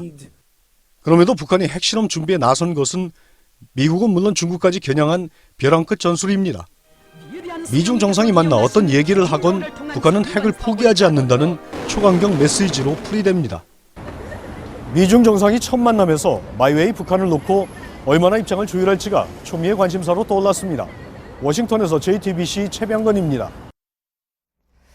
우리 정부가 최근 외교부 등에 대한 중국발 해킹 공격 시도가 있었지만 큰 피해는 없었다고 이례적으로 밝혔습니다. 그런데 정작 문제는 민간 부문입니다. 대학교 15곳이 해킹에 뚫리는 등 피해가 늘고 있습니다. 정혜성 기자의 단독 보도입니다. 사드 배치에 대항해 한국 웹사이트를 공격하자며 최근 해커를 모집한 중국 최대 해커 조직입니다.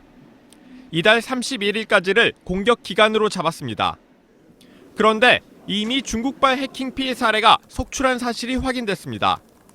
교육부는 대학교 15곳의 서버가 최근 중국으로 추정되는 해커 세력에 의해 뚫렸다고 밝혔습니다.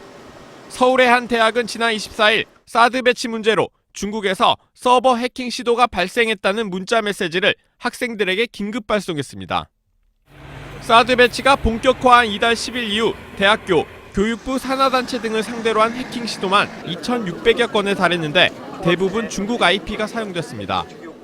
중국 해커들은 해킹 공식이 담긴 교본까지 공유할 정도로 조직적으로 움직이고 있습니다.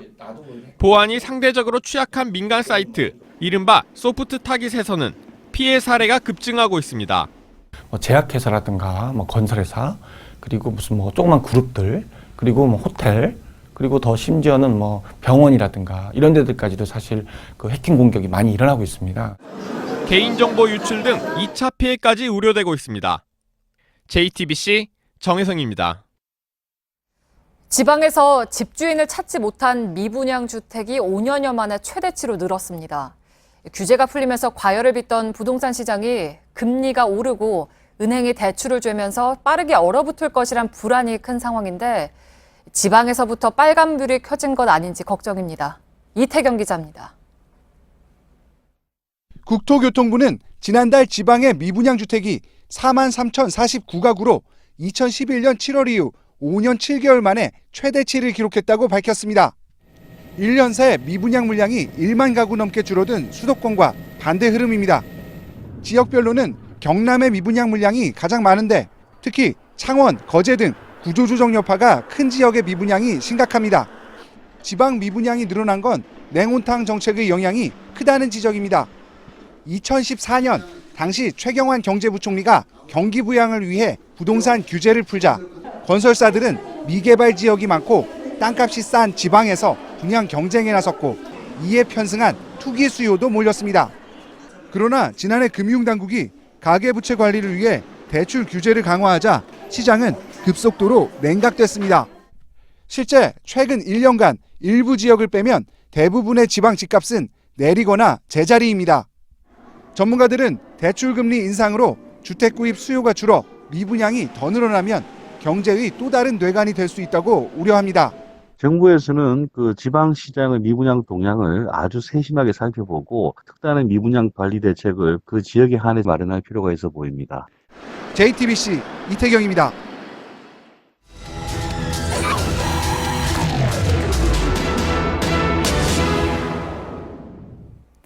네, 날이 좀 풀리면서 공원 찾는 분들 많아졌죠. 그런데 요즘 한강공원에 가면 손쉽게 음료수 하나 사 먹기가 어렵습니다. 편의점 3곳 가운데 한 곳꼴로 영업을 멈춘 지 벌써 넉 달이 지나고 있는데요. 밀착 카메라가 취재했습니다. 손광균 기자입니다. 한강공원을 찾은 시민들 옆으로 허름한 건물이 눈에 띕니다. 범죄 현장처럼 노란색 접근 금지 테이프를 겹겹이 두른 이곳은 영업을 중단한 편의점입니다. 8년 넘게 24시간 문을 열었던 이 편의점이 폐쇄된 건 지난해 연말입니다. 편의점 안에 있는 달력은 2016년 12월, 그러니까 이 매장이 폐쇄된 시점에 머물러 있는데요. 유리벽에는 이렇게 시설물 공사 관계로 영업을 잠정 중단합니다라는 경고장이 있지만 실제로 이곳에서 공사가 진행 중이라는 흔적은 찾아보기가 어렵고요. 이쪽을 볼까요?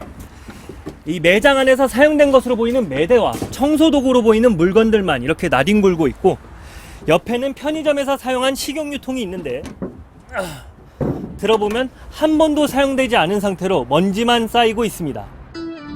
운동하러 나왔다가 물이라도 사 마시려던 시민들은 황당해합니다. 가던 건 몰랐어요. 가다 보면 목마르고 이러잖아요. 좀 쉬어가기도 하고 못하고 했는데. 한강공원에 편의점이 들어선 건 지난 2008년 서울시가 이른바 한강 르네상스 사업을 추진하던 때입니다.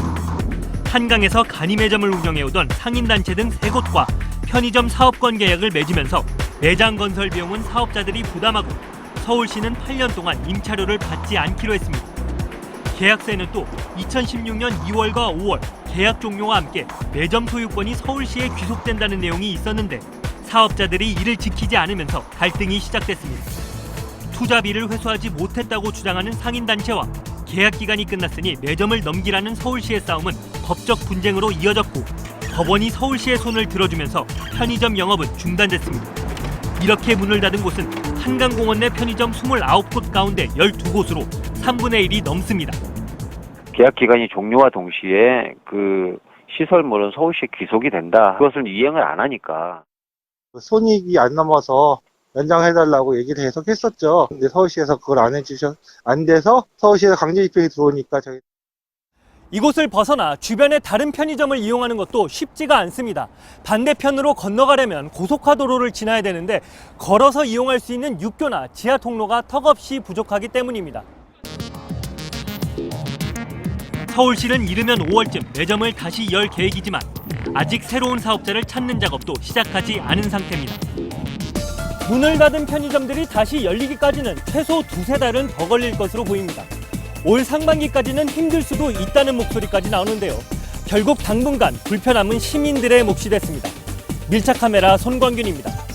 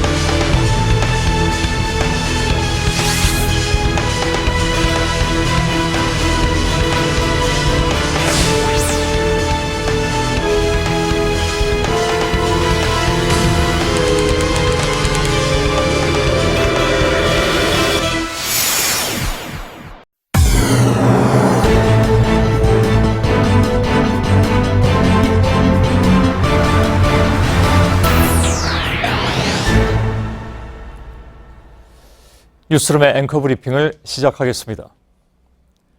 분수대에서 물이 나와서는 안 된다고 생각합니다.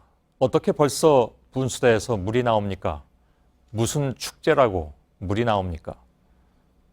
소설가 한강의 소년이 온다 중에 한 구절입니다.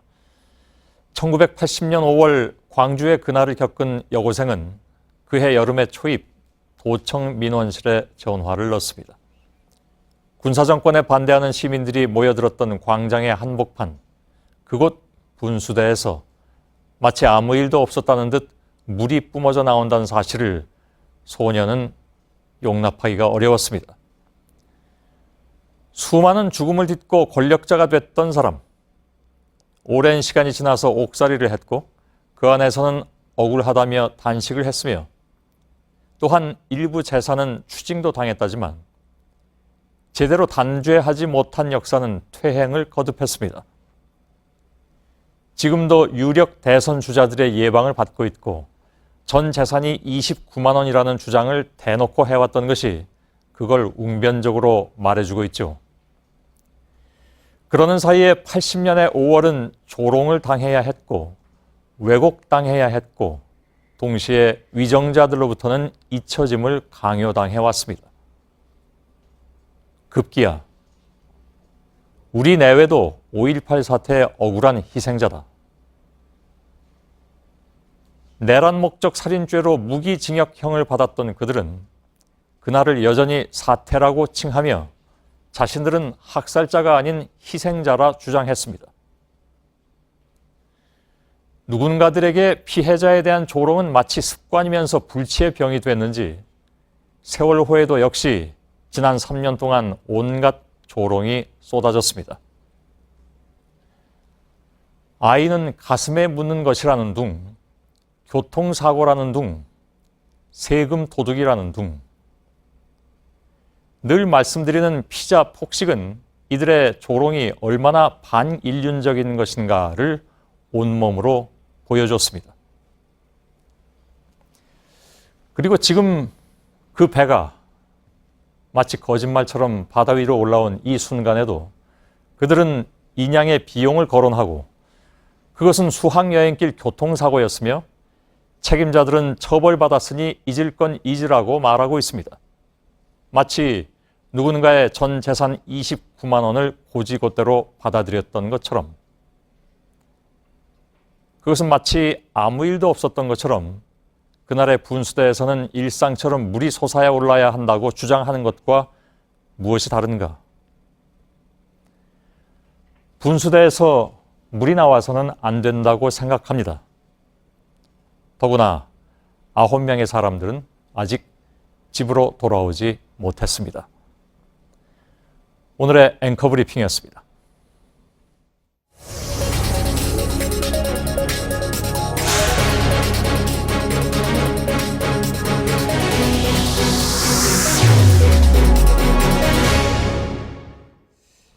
예, 박근혜 전 대통령의 구속 여부를 결정하는 영장실질심사가 내일 오전 10시 30분부터 시작이 되죠. 헌법재판소 탄핵 결정으로 파면된 데 이어서 뇌물죄 등 피의자로 구속될지 여부에 대해서 국민의 시선이 집중돼 있습니다. 취재 기자와 함께 내일 실질심사와 관련한 내용을 한 걸음 더 들어가 보도록 하겠습니다. 이서준 기자가 나와 있습니다. 예, 내일 실질심사에서 가장 핵심적으로 다룰 내용, 다시 말해서 박 전 대통령의 구속 여부가 어디서 판가름 날 것인가, 짧게 좀 얘기해 볼까요?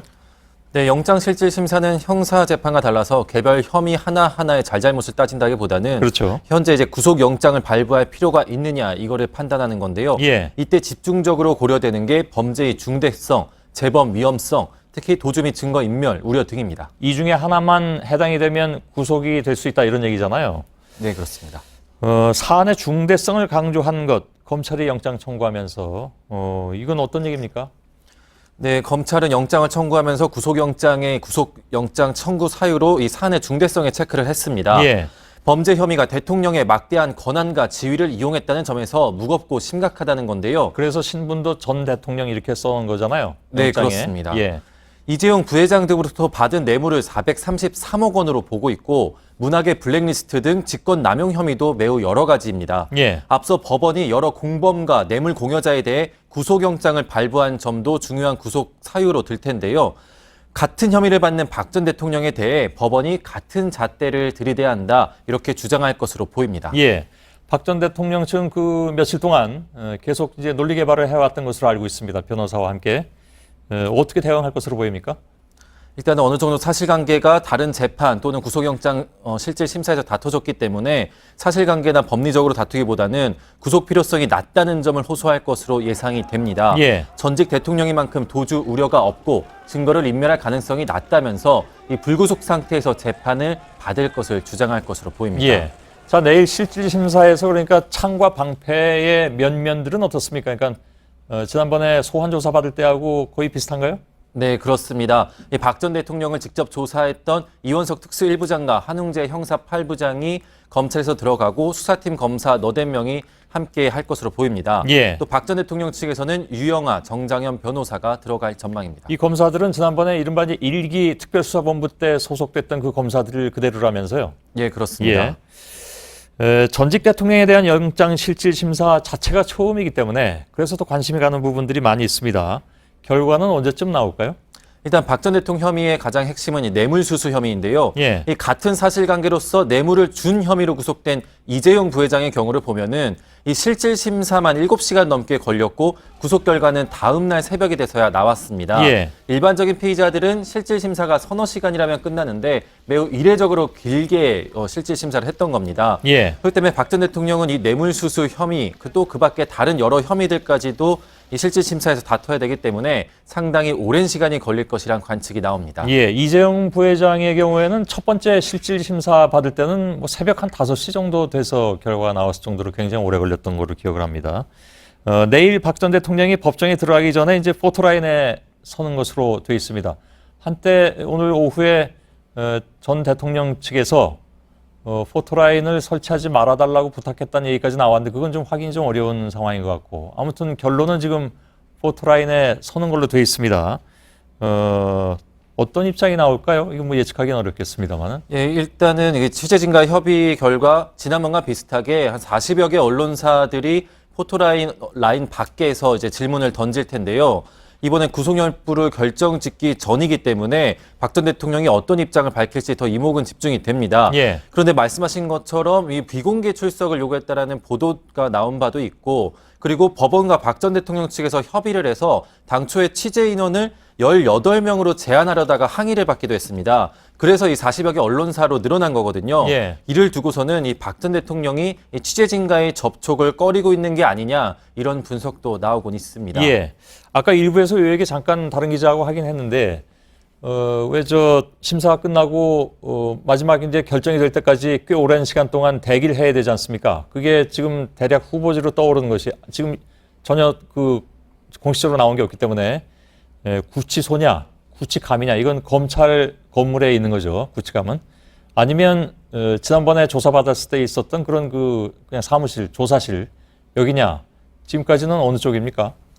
지금 오늘의 움직임을 봤을 때는 검찰청 내부가 될 가능성이 가장 높아 보입니다. 예. 검찰은 아직 확정되지 않은 상황이긴 하지만 내일 검찰청이 대기 장소가 될 가능성이 있기 때문에 예. 오늘부터 이 경호 등의 문제를 협의하고 또 준비를 하고 또 차량과 그 인원 통제를 한다고 했거든요. 예.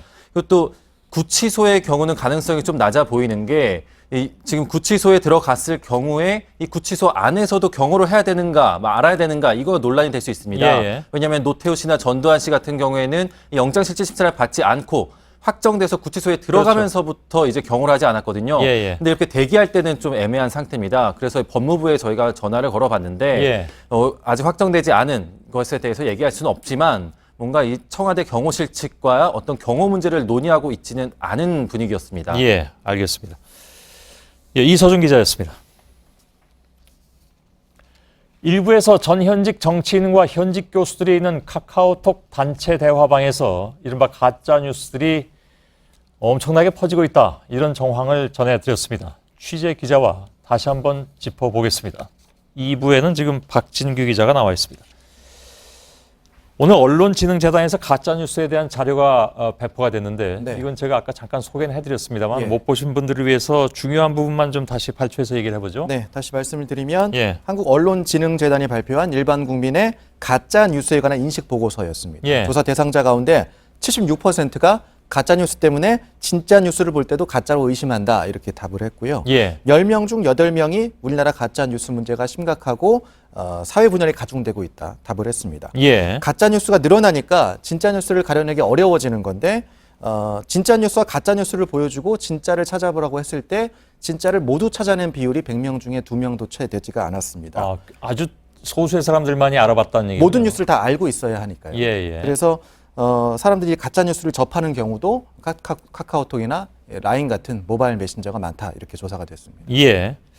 하긴 뉴스업에 종사하는 사람들조차도 깜빡 속을 정도로 그렇듯하게 네. 형식이나 이런 걸 갖춰서 나오기 때문에 다시 한번 팩트 체크를 해야 될 필요가 있는 경우가 예, 있습니다. 예. 저희가 일부에서 보도해드린 신현희 강남구청장, 이분은 요즘 이 문제로 굉장히 많이 오르내립니다. 네. 이 신현희 구청장이 있었던 단체 카톡방, 이게 아주 대표적인 예라고 하더군요. 네. 신현희 강남구청장이 있던 카톡방이 2개입니다. 100명이 속해 있던 서울 희망 포럼이란 카톡방, 그리고 500여 명이 있었던 국민의 소리 대화방이었는데, 예. 저희가 글 1000여 개를 분석해서 유형별로 나눠봤더니 역시 박근혜 전 대통령 탄핵 관련 가짜 뉴스들이 가장 많았고요. 예. 최근 인양을 시작한 세월호 관련한 악의적인 유언비어 역시 많았습니다. 좌익 세력들 또는 북한의 지령을 받은 세력들이 일부러 배를 침몰시켜서 박근혜 정부에 혼란을 주려 했다, 이런 식의 주장들이 반복이 됐고, 예. 광주 5.18 민주화운동 폄하도 단골 소재였습니다. 북한군이 개입해서 선동을 했다. 이건 오래전부터 나온 얘기이기도 그렇습니다. 합니다. 계속해서 예. 반복이 되고 있습니다. 5.18 유공자들이 특별 대우를 누리고 있다, 반복해서 유통이 됐습니다. 예. 그 특징을 보면 말이 안 되는 얘기인데, 이건 양식이 있는 사람이라면 당연히 이건 믿지 않을 만한 뉴스인데, 예. 그 특징이 뭐냐면 집요하게 반복적으로 퍼뜨린다는 겁니다. 그래서 자신도 모르게 그럴 수도 있을까, 이런 생각이 들 정도로 그 집요함은 아무튼 굉장하더군요, 보니까. 그 제지하거나 지적하는 사람은 혹시 그 안에서 없습니까? 이게 가짜 뉴스라고 판명이 된 뉴스도 계속 올라오는 상황이었거든요. 예. 또 이 안에 이 카톡방 안에 있던 사람들이 신현희 구청장 외에도 바른정당 이은재 국회의원, 전현직 기초의원들 있었고 교육공무원에 해당하는 경찰대 교수, 전 경찰서장, 전 외교부 공무원 등도 있었습니다. 하지만 가짜 뉴스가 올라오면 서로 잘 봤다, 고맙다 이런 글들은 있었지만 이게 가짜다 이렇게 지적하는 글들은 거의 볼 수가 없었습니다. 예. 대체 뭐가 고맙다는 건지 정말로 그렇게 얘기합니까? 고맙다, 수고했다? 잘 봤습니다. 이런 글들이 많이 올라오더군요. 누가 어디서 처음 만드는 겁니까? 이게 단체 대화방에 주로 어떤 글들을 퍼나르는 형식이 되기 때문에 저희가 이 게시 글들을 모두 전수 분석을 해봤습니다. 예. 링크가 삭제되거나 중복된 것을 포함하면 700건이 넘었는데 이 중에서 유튜브가 42.8%로 가장 많았습니다. 예. 그러니까 특히 최근에 친박 성향 패널들이 나와서 얘기하는 이 방송 형식의 유튜브 형식의 유사 언론 채널들이 그만큼 많아지고 이것이 많이 퍼날라지고 있다 이렇게 분석이 되고요. 예. 다음으로는 극우 성향 언론사들과 블로그가 12%로 비슷했고 극우 성향 커뮤니티, 친박 커뮤니티인 박사모 등이 뒤를 이었습니다. 예. 주요 원인, 그러니까 이런 가짜 뉴스들이 급격하게 퍼지게 된 주요 원인, 이게 이제 이런 그 소셜 미디어를 많이 사용하기 때문이기도 하고 또 이걸 퍼뜨리는 사람들이 기존 언론은 믿지 말고 SNS를 활용하자 뭐 이런 얘기들 많이 하잖아요, 실제로. 그렇습니다. 예. SNS를 통해서 보는 것만 믿어라 이런 식의 선동도 많이 일어나는 상황이거든요. 예. 또 메신저 상에서는 공유가 쉽기 때문에 카톡에서 카톡으로 번지는 경우가 많았는데 뭐 100명 규모의 방에서 500명 규모의 방으로 가는 경우 물론 많았고요. 또 예. 반대의 경우에도 있었습니다. 지난 5일에 오후 2시 32분에 500명 방에 극우 매체 관계자가 헌법재판소를 비난하는 기사 링크를 올렸습니다. 그러니까 1분 뒤에 방 개설자가 중앙해방, 그러니까 100명 방으로 다시 퍼갔고요. 이게 다시 돌고 돌아서 이틀 뒤에는 500명 방에서 두 차례 더 공유가 됐습니다. 예. 이 사람들이 또 밖으로 퍼날랐을 가능성도 배제할 수 없고요. 예. 수백 명이 있는 카톡이다 보니까 가짜뉴스가 순식간에 수천 명에 도달한다 이런 함정인 추론을 할 수가 있습니다. 예. 그렇게 해서 또 서로 뭐 예를 들면 뭐 20건 이상 뭐 퍼나르자 뭐 이렇게 해서 실제로 그들을 하면 네. 이건 뭐 굉장히 기하급수적으로 가짜 뉴스가 퍼지게 되는 그런 상황이어서 그렇습니다. 저희가 이 문제는 지속적으로 취재해서 보도해드릴 예정입니다. 왜냐하면 이건 그냥 두기에는 사람들이 안 믿겠지라고 생각하고 넘어가기에는 너무 심각한 문제이기 때문에 이건 저희들이 전에도 몇 차례 보도해드렸습니다만은 새로운 내용을 계속해서 취재해서 보도를 해드리겠습니다. 예, 잘 들었습니다. 박진규 기자였습니다.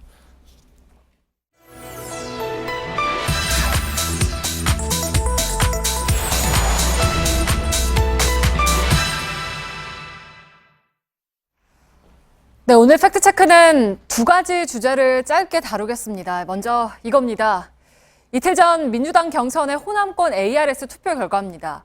각 후보들의 득표수인데 무려 10만 표가 넘게 행사되지 않았습니다. 이를 놓고 국민의당이 무효표라며 문제를 제기했습니다. 민주당은 기권표라고 반박을 했습니다.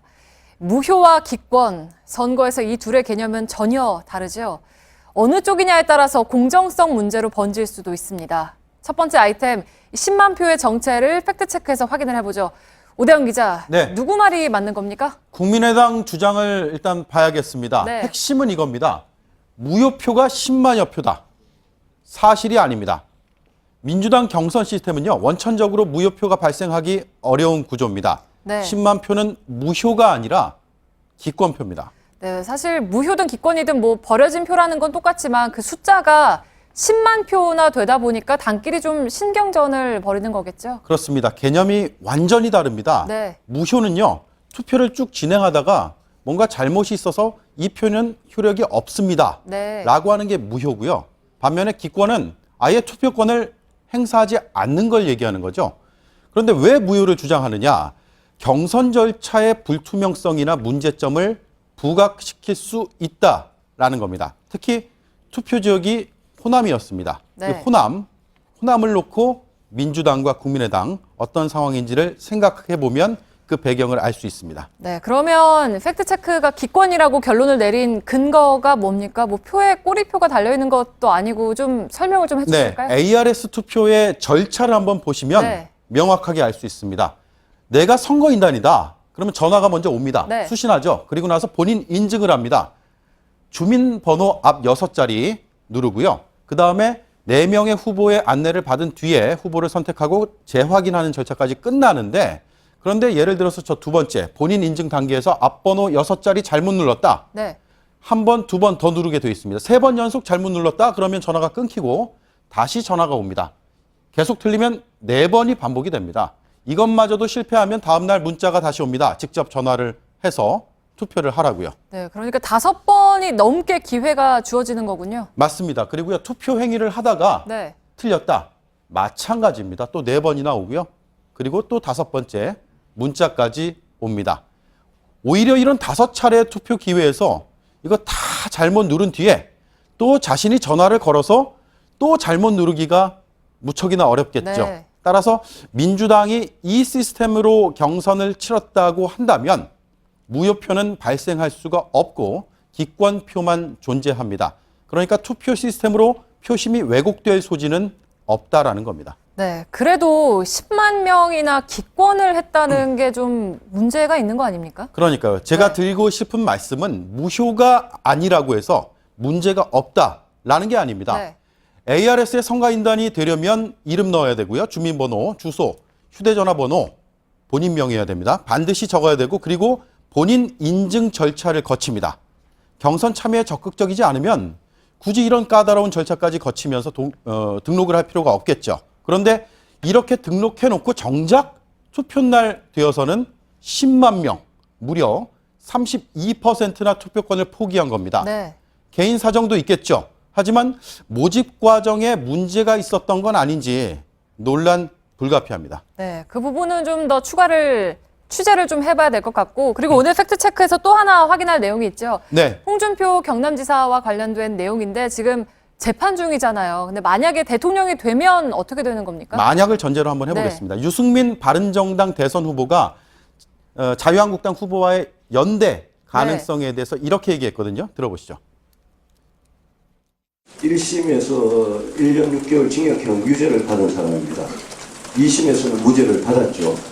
대통령이 된 다음에 법원에 재판을 받으러 가는 그런 상황은 저로서는 입장이 이해가 안 됩니다. 네, 그러니까 홍 지사가 대통령이 되더라도 송화정 리스트 재판을 받으러 법원에 가야 한다, 뭐 이런 얘기인 거죠? 네.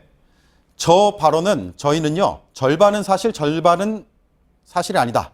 이렇게 판단을 했는데, 네. 현직 대통령의 기소는 안 되게 돼 있잖아요. 그런데 재판에 대한 규정은 없습니다. 네. 그래서 법조계 해석이 중요한데 반반으로 확 갈립니다. 첫 번째, 직무 수행에 지장을 주지 않는 헌법 취지에 따라서 재판은 임기 종료까지 중지된다. 반면에 대법원은 서면 심리 위주여서 상관이 없다. 대통령이 되기 이전 사유이므로 계속된다. 팽팽합니다. 네, 그러면 이 두 번째 해석대로 된다고 했을 거 가정을 해서 만약에 네. 유죄가 나오면 어떻게 되는 겁니까? 뭐 일단 무죄를 추정해야겠지만 그게 원칙이지만 네. 가정을 거듭해서 말씀드리면 금고 이상의 형이 나오면 대통령직은 없어집니다. 그리고 보궐선거를 다시 해야 됩니다. 네. 그러니까 재판 중에 출마하는 게 적절하느냐 이제 논란이 계속 이어질 것으로 보입니다. 팩트체크 오대영 기자였습니다.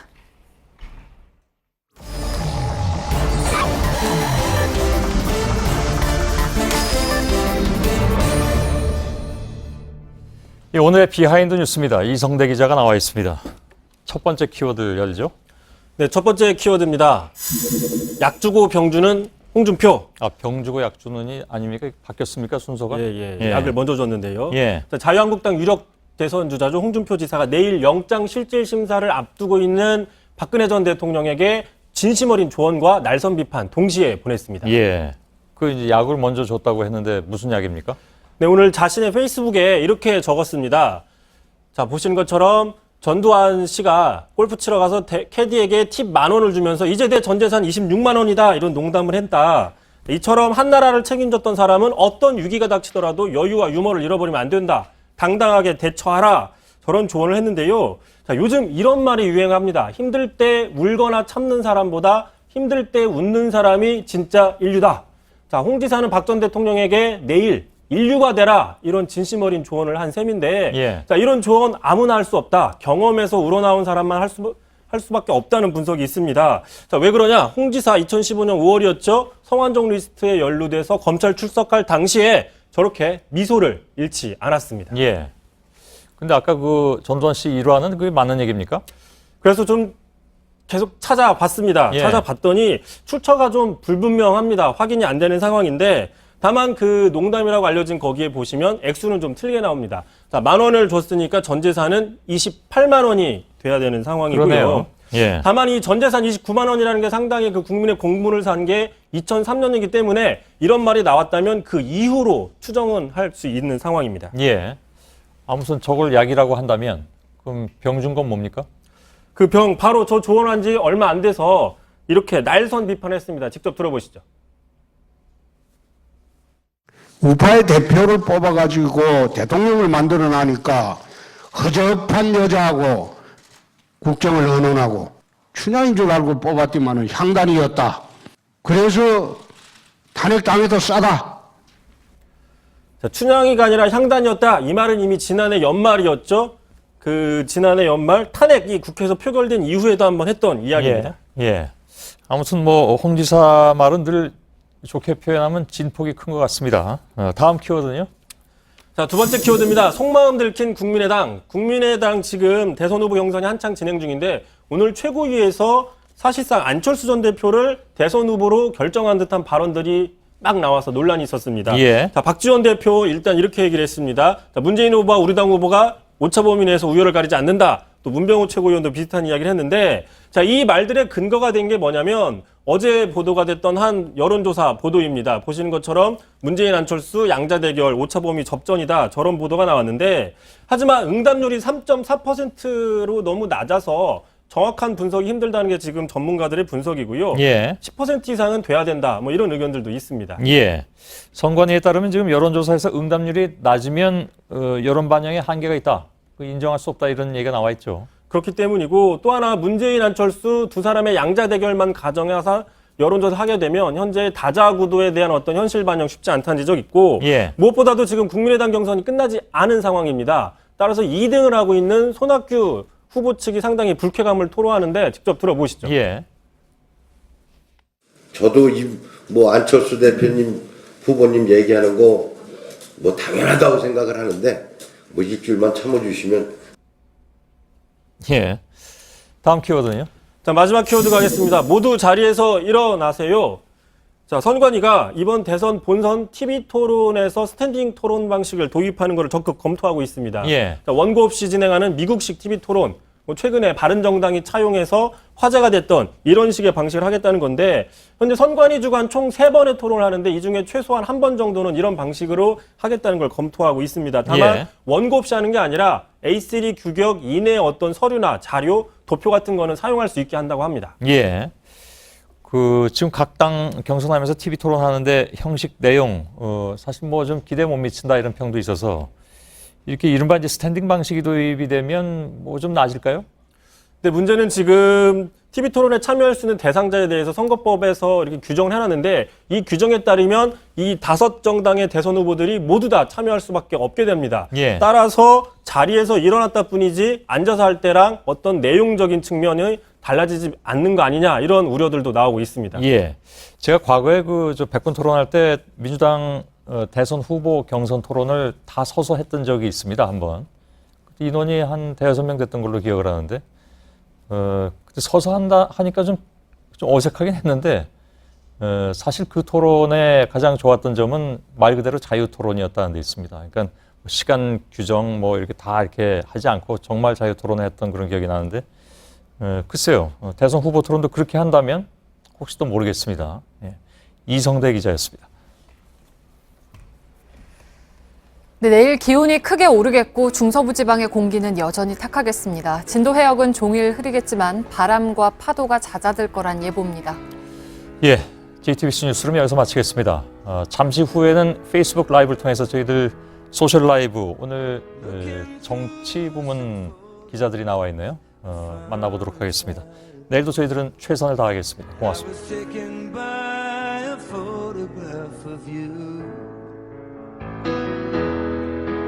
There were one or two I know that you would have liked a little more, but they didn't show your spirit quite as true.